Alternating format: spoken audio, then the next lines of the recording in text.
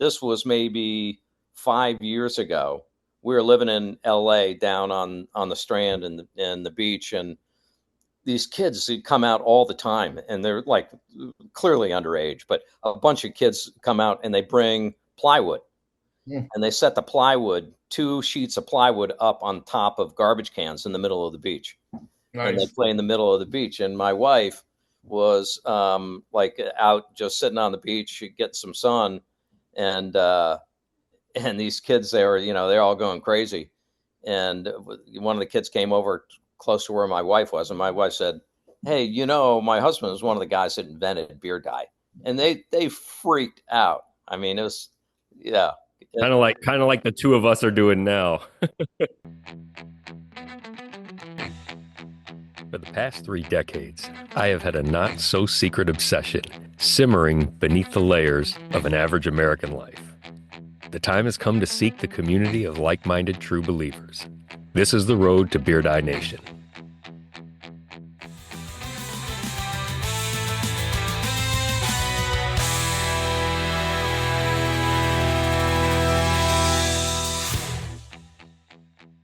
Episode 10, Out of Left Field. When I first got interested in this project, ++ years ago, and scanned the sparse amount of historical documents related to Beard Eye, there is a mention of several names at Colby College in the 1970s who supposedly invented and initially developed the game. I did some basic internet stalking of those names and found one that had a reasonable match in terms of background and timing. I sent him a DM explaining who I am and why I was interested in his story. His reply on August 10th, 2018 was as follows, quote, "Indeed, I was involved in the creation of the game Beard Eye back in 1978 while at Colby. I am in an airport now, so cannot answer fully. I will email you next week. Funny, ... My next text bubble thanked him, and I never saw an email elaborating. I pinged him again 2 years later, after I had taken up documentary podcasting and figured I would convert this project I couldn't get off the ground to a podcast series. I sent him a link to my regular hobby podcast, which yielded the same result as when I was going to write the book of Beard Eye. Finally, this winter, I decided to enlist the help of the choir of true believers and actually create the podcast in which he might participate. With that came a reply from him that included an email address, allowing me to share the demo version of our elevator pitch episode. Not long after sharing it, I got an email complimenting the episode and saying that yes, a founder of Beard Eye would love to be interviewed for an episode. As you might expect, I freaked the fuck out and was validated in this completely rational response when I shared this news with His Holiness. It took a month or two with postponements for various life events, but the Thursday before Easter, I sat across a Zoom call with the Pope of Beard Eye and one of its founders, original true believer Gary. We started by asking Gary how he picked Colby College. Yeah, so I went to Phillips Exeter Academy in New Hampshire, graduated from there, went to Colby, wanted, small, New England liberal arts school. Then after you get out of college and you travel around, I spent quite a bit of time in LA and went like, oh my God, what was I thinking? LA, I should have gone there.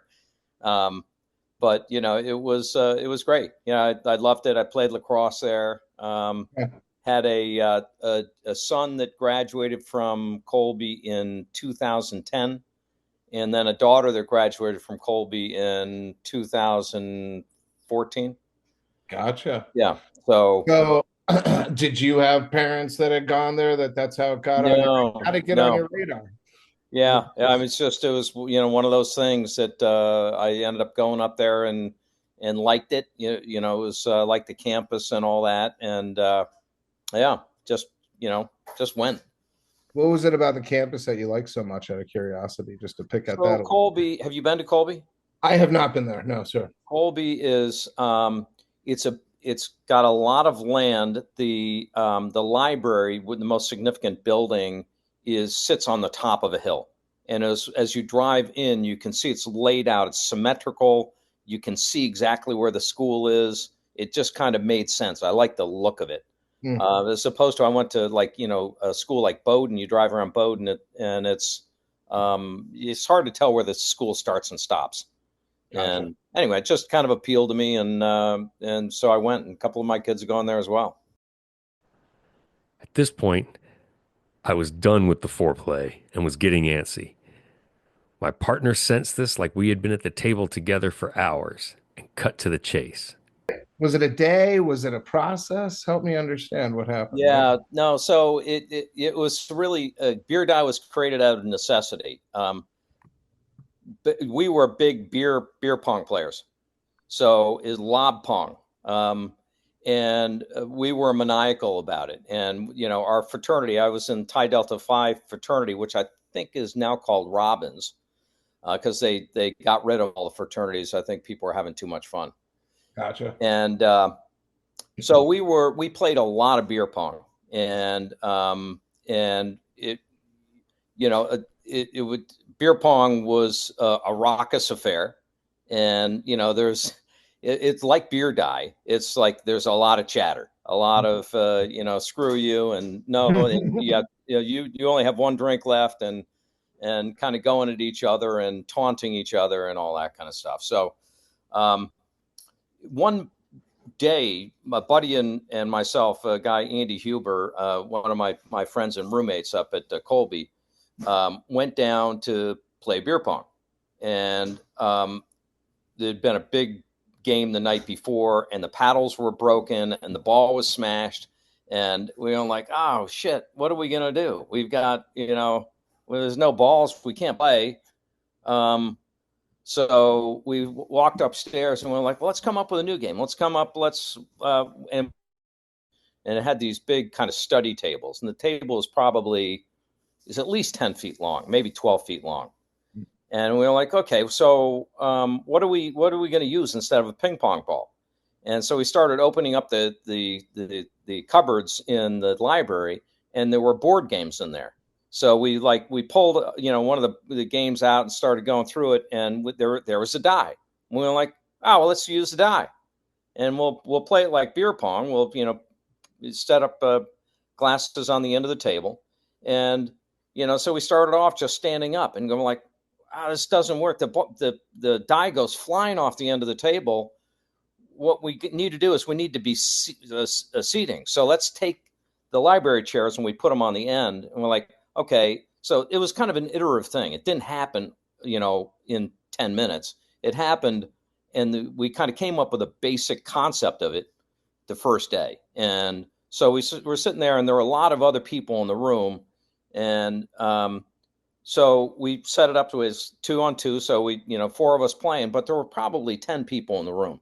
Mm-hmm. So we're figuring it out. We're throwing the die and going, okay, let's do it. Sitting in the chair is much easier to catch the die than standing up. So we're like, let's do it. You have to keep your butt in the seat, right? So if you come out, that's like no good. That's a penalty. Great. So same concept. Try to plunk the guy, and great. The die hits a cup. Well, you can actually catch it. So if you catch it and keep your butt in the seat, then great. You don't have to drink. So, a bunch of other people standing around the room, and they're having fun watching. But we're like, okay, let's get a couple of judges. So we're like, okay, so we need somebody to mediate to keep the chatter down and keep the game going. So we're like, okay, guys, I know this is a little sacrilegious, but okay, we need God and we need Jesus Christ. So they set like tennis game, in the chairs, right at the net, and they were the arbiters. And so and that usually went pretty well, but occasionally they'd get a little lippy, and you'd end up having to kind of overrule them and go like, "You're an idiot. That's not what happened." Did God and Jesus Christ have different specific responsibilities as far as They had joint responsibilities for enforcing the rules of the game. Okay. So that was their role. And then we said, okay, like great. How many? Do it like beer pong. Typically 4 drinks out of a cup. And you'd play until one person drank all the beer. And of course, the goal was to sit on the table for the entire night if you could. And you eliminate a group, and then let's say you'd taken 2 drinks. A new group comes in. Everybody fills their drinks back up again, right? So you keep on, even 4 drinks to 4 drinks, and just keep on playing until somebody wins. And then we came up with other rules. We got like, okay, let's make it fun and exciting and a little arbitrary too for other people in the room. Let's get other people in the room involved. And I'm like, okay, so when somebody gets plunked, if it comes up a 1, the group that threw the die chug, not the guys that get plunked. If it comes up a 6, everybody in the room chugs, right? Which is a fun rule, because somebody gets plunked, the foam all kind of comes up the suds. You got to kind of pull through, like, well, what is it? It's a 6. Everybody drinks. So that's awesome. That was really the genesis. So we did this. It was February of 1978. Okay. So it was the middle of winter. We were inside.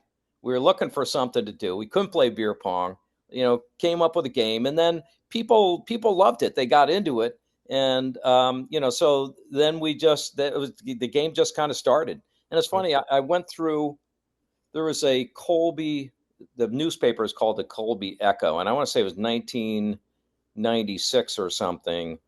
There like the rules of, and it was like a full page of the rules.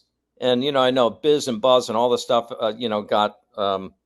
got included into the game, which I'm not sure how and when that happened, right? So that was just kind of the evolution, I think, of the game as people kept on throwing in new rules, and they stuck. And at Colby, it was like a huge game.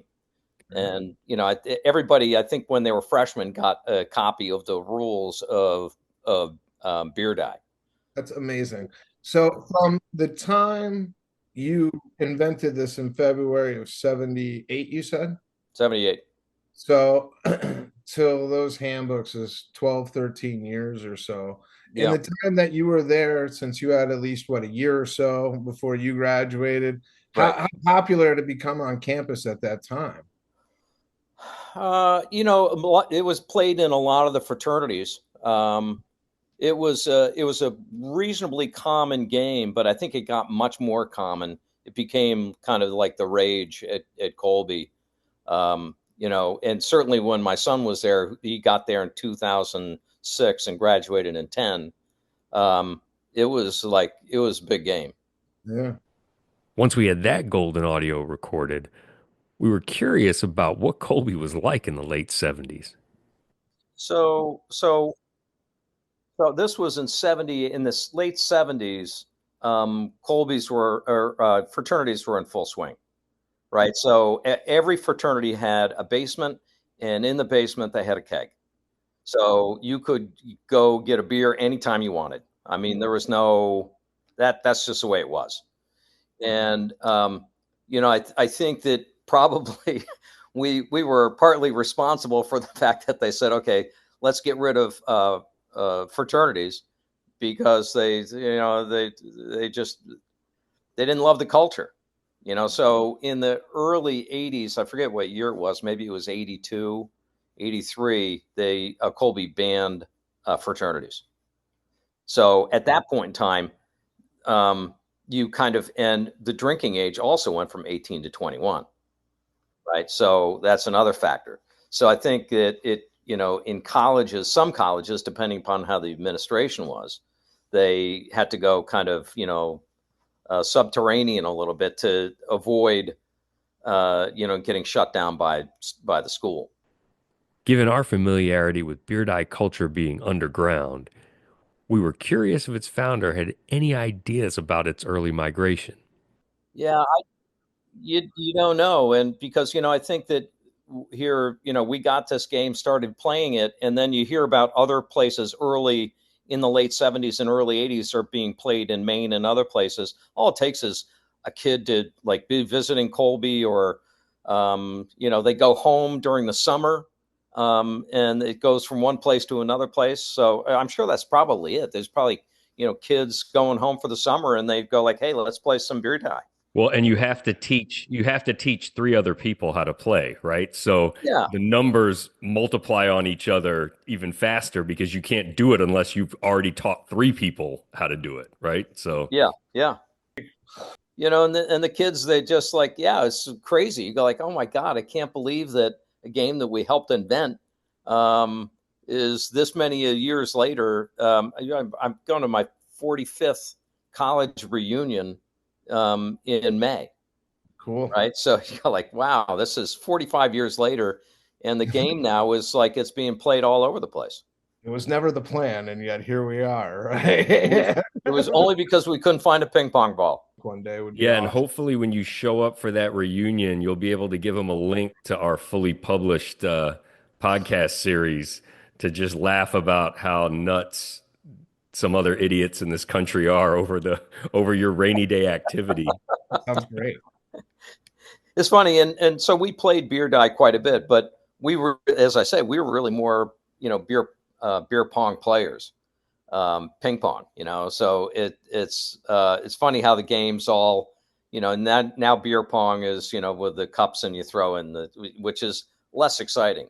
The cool thing about beer die, in that I think is more fun than beer ping pong, is the die takes some funky and some fast, it just ricochets, and you get some incredible saves of people. It's like just boom, and it's magical, and yeah, good game. I'm glad it's still going. I must say I'm amazed every time I see people playing. I just kind of laugh.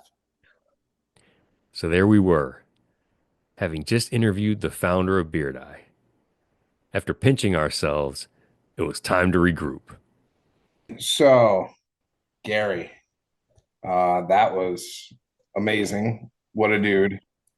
Um, it was one, I just one enlightening. Two, I generally believe his entire story. Not that I was going into this being like, I don't, but like when you really try to think of if there are going to be competing versions of how the game was invented, the way he laid out, it was this necessity. The other drinking game, had been destroyed the night before. Oh, that's not a shocker. Rolled Yeah, up on, right, right.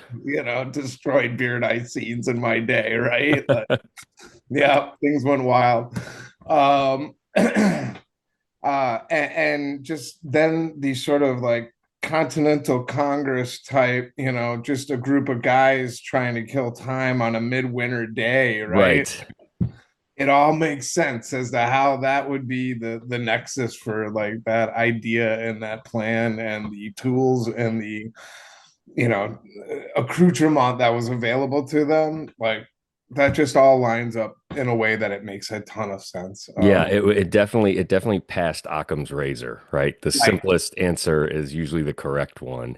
And so that for and, and you're and you hit it spot on. That all made sense. And I loved what you said to him about, invention is the mother of necessity or necessity is the mother of invention or yeah, whichever way that goes. happenstance, That was always that was, leads to just they just did something, and the brilliance was just them working together um to entertain themselves, right? mm, And that's where the magic took place in their friendship drive to be entertained, right? Was the fuel for what was a brilliant idea, right? And I think the first time I'm picturing that the first time one of them caught a die that went crazy, I'm guessing that's when they knew they had something, right? That's when they knew they had. They're like, oh, wait a second, you know?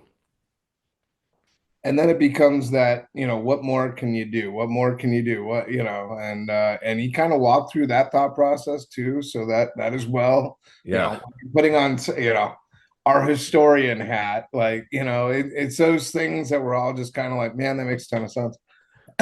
It was also very interesting how much, how similar from the start of the game to like the version that we played was, and yet there were some clearly differences in there. One big one to highlight, like you couldn't leave your seat. Right now, everyone started in their seat in our version, but if in the course of going after the die you left your seat, there was no penalty, there was no you left your seat type of thing that happened. So it becomes a much different game with yeah, that type of rule in place. There are certain catches that become impossible unless you have very long arms, yeah, right? right, And so now your basketball players are the king of the table, yeah. right?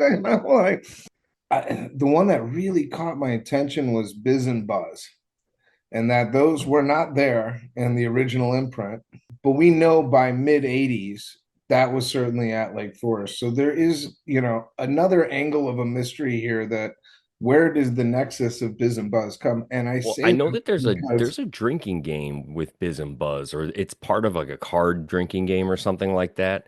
So someone probably just layered it on, thinking, "Oh, this will be entertaining, right?" Just another. They probably weren't drinking enough, and they're like, "We need to do something to spice it." I don't know. possibly either way, it just becomes this mystery. And to me, why it is an interesting mystery is that you see that as a ubiquitous rule across all the different people we've talked to, the biz and buzz infractions of some sort, Yeah, like how maniacal people get in trying to generate biz and buzz infractions. yeah, Really, like whoever was talking about like a biz infraction was the end of a drink.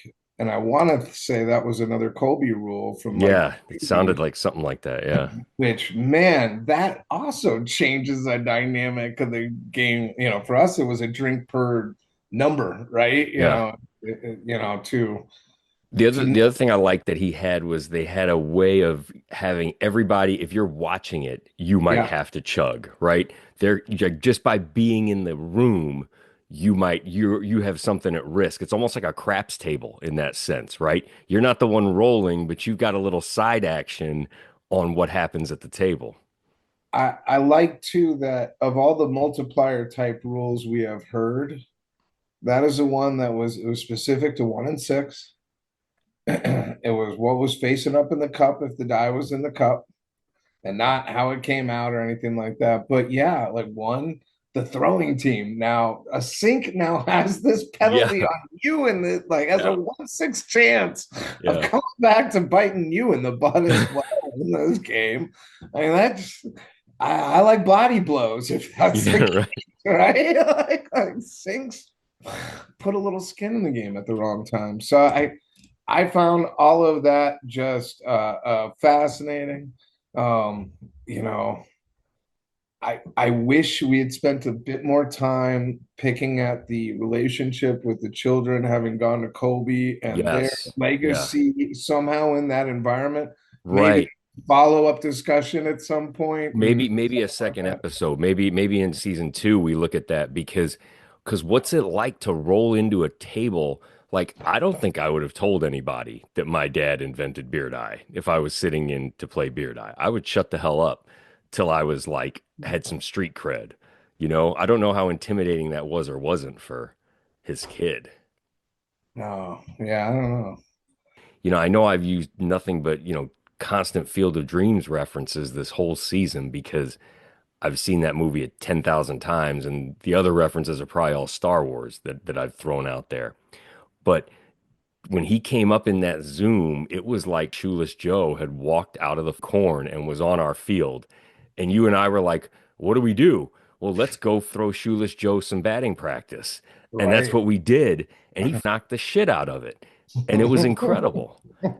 And it showed that like that this works. You know what I mean? Like that this could actually work. and we could actually get other people to magnetize to this thing because it seems to be working. And that was the coolest, most positive you know, I felt both fulfilled but not satiated. You know, does that make sense?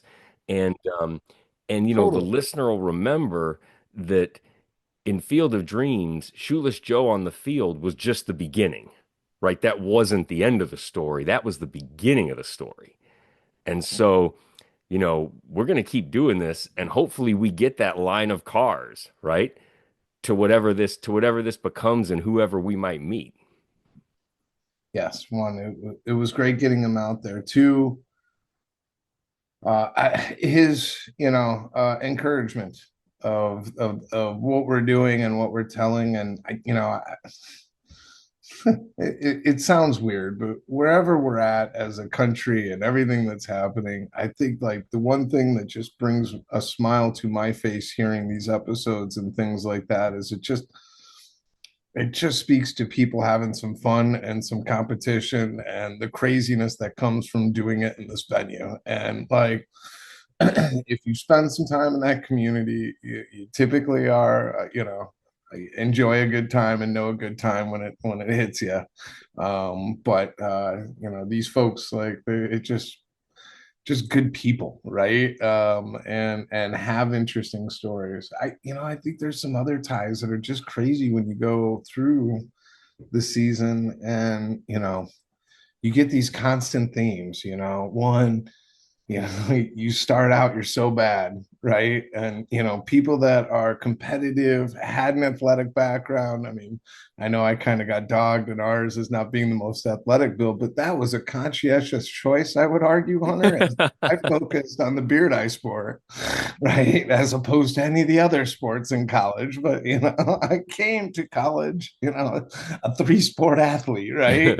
And it really grabs, I think, athletes from its competitive nature for some reason that just really really draws people towards that. And you have to have skills, but as the ladies were saying and as Drude was saying, like you you realize at some point in this journey, like I want to be good at this. I need to focus on this. It requires that level of time and energy and dedication to the craft, but the rewards that come from that are plentiful depending on the environment and whatever that means. And so it's kind of cool that just seems to be this constant theme. So whenever you go out and now you kind of open the invite for other people to come through that door, you almost know that that's where people are going to be starting the mindset that answer that call. And like from that, you're going to hear some interesting stories. You're going to hear, some perspectives on things, but then get these really cool insights. I mean, hearing about Colby in the 90s, let alone what was going on in the 70s in the basements of these fraternity houses with liquor, it just tells us interesting time capsule in this country that I think most of us could sit back and go, you just could never do that right now, right? It speaks to this kind of simpler time nostalgic that I think a lot of people will naturally gravitate to kill a little time and to have a laugh or two. So there you have it. We gave you our elevator pitch, taught you our game, and started a journey through our own triumph and tragedy, ending at the place where it all began. But similar to Gary and his boys on that winter afternoon in 1978, we are only getting started. The Pope and I look forward to hearing from more true relievers in that line of headlights who want to tell their stories in season 2. And to those of you out there who have gotten similar calls that I gave Gary over the years regarding this project, you can expect to be hearing from us as we pack up the VW bus and head off down the road to Beard Eye Nation.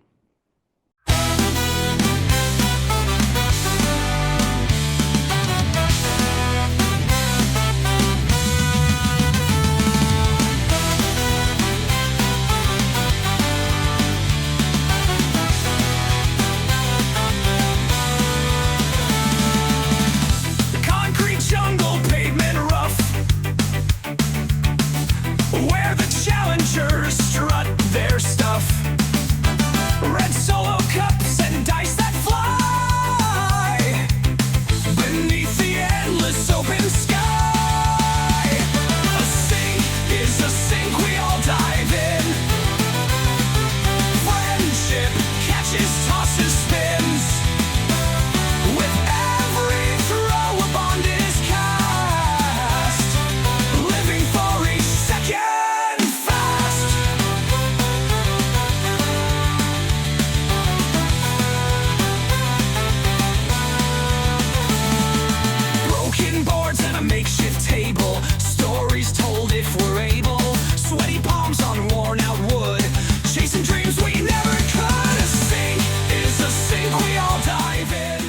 The Road to Beard Eye Nation is produced by the 9 Stories Up Investigative Department in association with Beanbag Studios. If you think you know a true believer, please let them know about the show. If you think you may be a true believer, please give us a Biz Star rating. If you think you may be part of the choir, please reach out to us via email at beardeynationpodcast@gmail.com or Beard Eye Nation on the major social media outlets so we can tell your story in a future episode. The first Beard Eye Nation live reunion is taking place this July in the Chicago area. Please email us for more details or check out our website, beardeyenation.com. Finally, I'd like to thank the original true believer, Gary, who's really only believing in friendship, laughter, and competition when he created this game that has fostered all of those things for so many of us who have followed him. And maybe now he might actually follow us. And I've listened to a bunch of your podcasts, the earlier versions, including the one with the other kid from Colby. You did? Okay.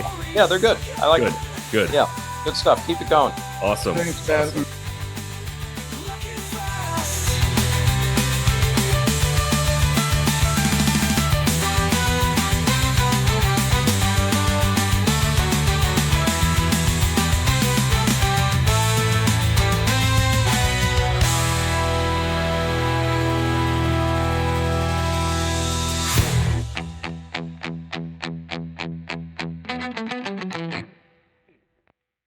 So it's so funny how here we were starting this project, right?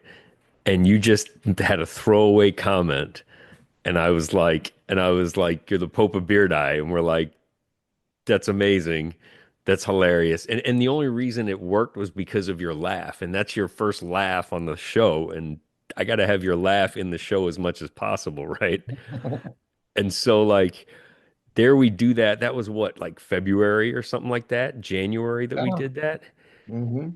And then the Pope dies. The real Pope dies in the interim while we're working on this series. The Pope dies, right? So now everybody's all into who the new Pope's going to be. Then the new Pope is from Chicago, where our podcast kind of originates, and Yeah. 70% of the voices on it have Chicago accents. Yeah, right. I mean, like people are What? gonna think No. we're just hacks. But but what are you gonna Well, do?